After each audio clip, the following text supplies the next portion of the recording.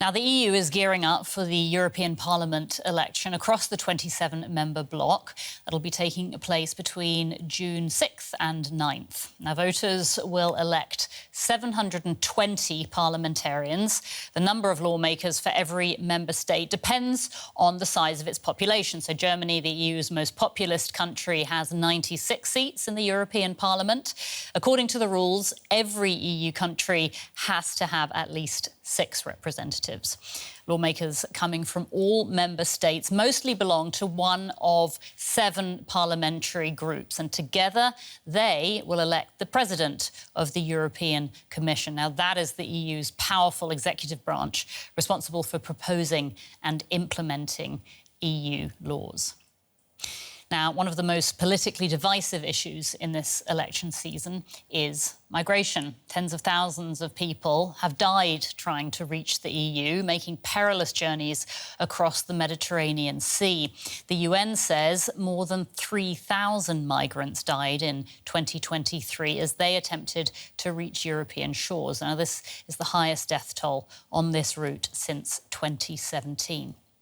The EU has been struggling to deal with migrants and refugees seeking protection or searching for a better life, and the topic has become a major campaigning issue.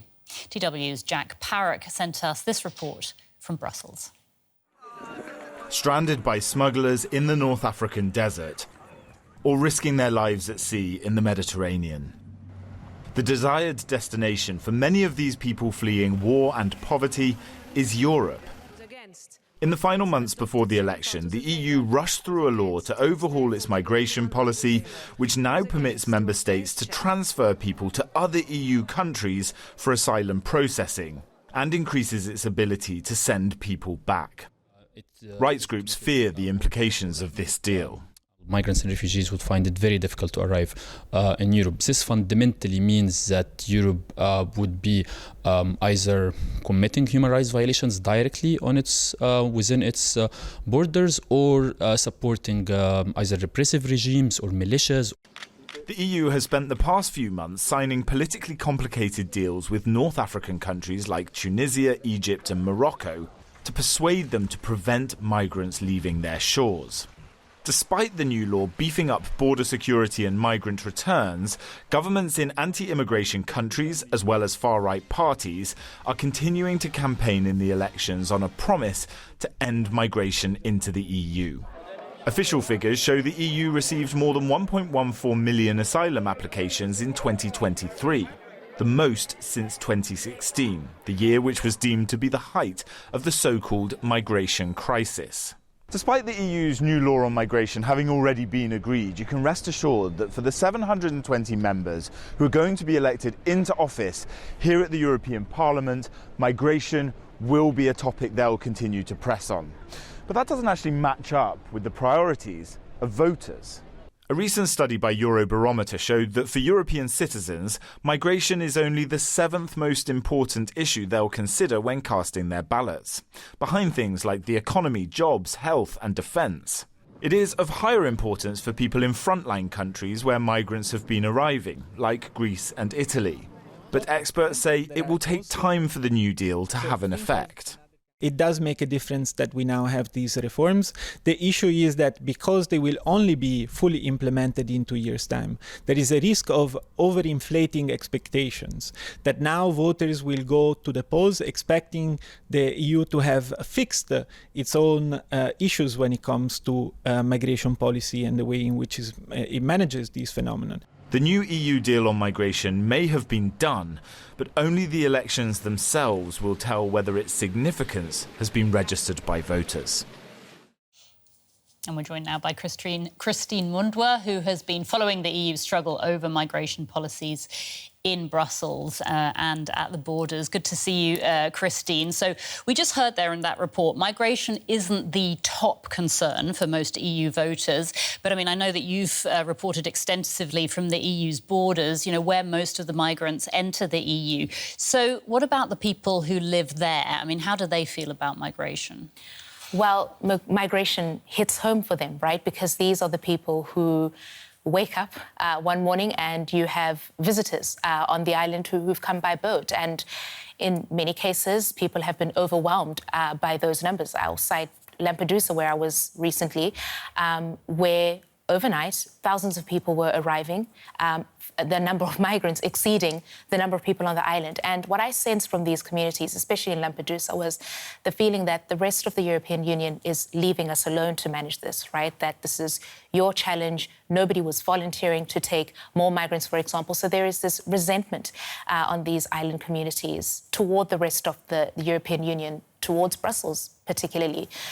They feel that Brussels, so far away, makes these laws about how accommodating the European Union should be, yet they don't feel a sense of solidarity when it comes to sharing the burden, so to say. And that's really been at the heart of the issue with how to manage migration and the people coming to the European Union. Let's share the load. Of course, we have the law that says a person must apply for asylum in the first country that they arrive in.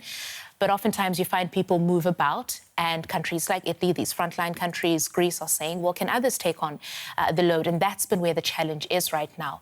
But yeah, there's a sense of resentment. And of course, when these people discuss the European Union, which is supposed to be about solidarity, they don't feel that necessarily. And that sense of resentment, no doubt, rising over the past years because the number of people entering the EU just keeps rising.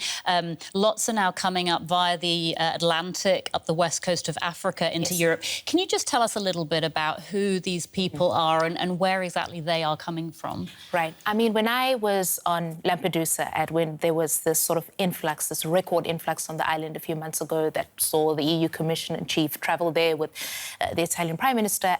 I arrived on the island and I saw young black men, Anya.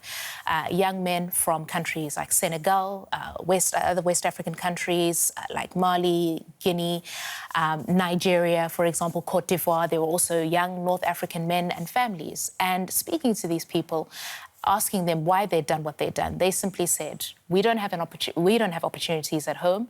This is our best bet. Many of them, for example, those coming from sub-Saharan African countries, had been parked in many cases in North African countries where they'd had to stay there, save up more money because they'd been robbed or had to work up and save money to make the crossings.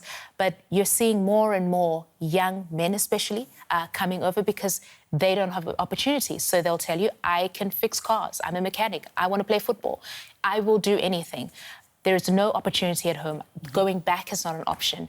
And so this is where we're seeing most of the people, at least taking that route coming from. Yeah, and so is the EU then engaging directly with these countries of origin, you know, further south in Africa? Yeah, absolutely. So I think you often read about these billion-dollar deals that the European Union strikes with countries that are the so-called launch countries where people take off from. And this is, of course, going into investing in these countries as law enforcement capacity, border management capacity. You do have sort of like soft power deals where the EU sort of incentivizes a country, take Egypt, for example, offering training schemes if the Egyptian authorities were to take up the mantle in terms of curbing illegal migration. So there are a number of programs being run by EU countries, the institutions, implementing agencies, you know, programs targeted at specifically young people, encouraging young people to be productive in their countries, trying to empower them, teaching them skills where they can stay home and be productive at home. Whether or not these things are effective, you know, it takes time for these things to come through. But there is also that approach. So not just, you know, funding these deals where you have law enforcement in the launch countries holding people back, but also understanding that if people have no reason to stay, they will try to move. OK, and just very briefly, looking ahead, the kind of cooperation that we're likely to see between the EU and the countries that many of these EU migrants come from? I think you'll see more and more of that, the sort of third country approach. I mean, it's loosely, you know, referred to, at least in media circles, as, you know, Fortress Europe. So this is Europe going out to third countries and saying, let's tackle the problem there. The Italian Prime Minister Giorgia Meloni, she says, you're not going to solve the issue once the migrant gets to Europe because we can't agree about what to do with the migrants. So let's go to the countries where people are taking off from, strike those deals, empower those countries to keep people back, and then we can take care of the problem offshore, so to say, as opposed to allowing people to reach our shores and then we're fighting about what do we do with people. So I think you're going to see more of that, these sort of increased third country deals, incentivizing countries where people are coming from to hold people back, and maybe even more of these sort of soft deals where you try and empower people where they are so they don't want to leave. DW's Christine Mundwa. Thank you so much, Christine. That's fascinating.